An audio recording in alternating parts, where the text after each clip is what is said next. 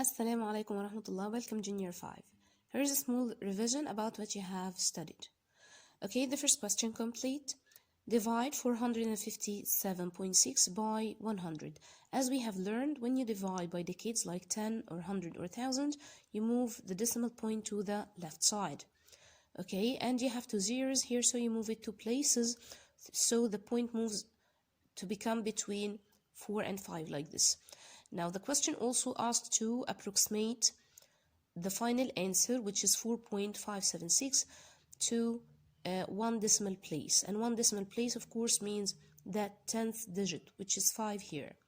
If you look at the next digit, which is 7, it's a strong one, which means that it's going to give 1 to the 5 and becomes 6, and the 7, 6 becomes 0. So the final answer is 4.6.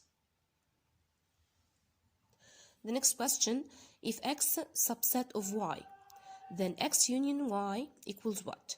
Okay, x subset of y, it means that x inside of y. So again, x subset of y, it means that x inside of y. If you want to get the union, it means we're going to take the bigger set. Okay, because union, as you know, take it all. So I'm going to take all of x and all of y. So I'm going to shade all of the big circle, which is the set y. So the answer here is set y. 5 over 7 multiplied by what gives you 1. We have two ways to solve this. You can solve it mentally, because you know that any fraction multiplied by its reciprocal will give you 1. And by reciprocal we mean we flip the fraction. So we can cancel 5 with 5 and 7 with 7, and then the answer will be 1. So the answer here is 7 over 5. This is a way to solve it. Another way to solve this question is to deal with it as a missing number question. So 5 over 7 multiplied by what give you 1, we can divide the 1 by 5 over 7. So 1 divided 5 over 7, as you know, we bring the first number as it is, then reverse the division sign into multiplication, then get the reciprocal of the second fraction, which is 7 over 5.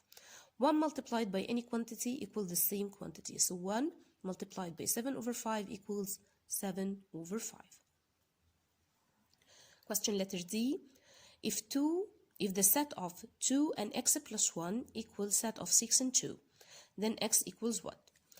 As you can see here, this question can be tricky for some students unless you pay attention for this. How many elements can you see in this set here?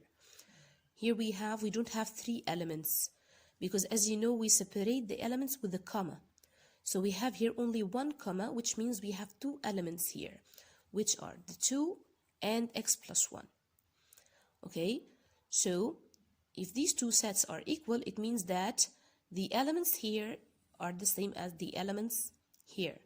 So if you have 2 already exist in the 2 sets, it means that the remaining element here equals 6. And the remaining element here is not just x, it's x plus 1. So if x plus 1 equals 6, we can deal with it as a missing number question also. It means what plus 1 can give you 6? Of course, 5 plus 1 equals 6, so x equals 5. The final complete question here is asking about the longest chord in a circle. The longest chord in a circle is, of course, the diameter.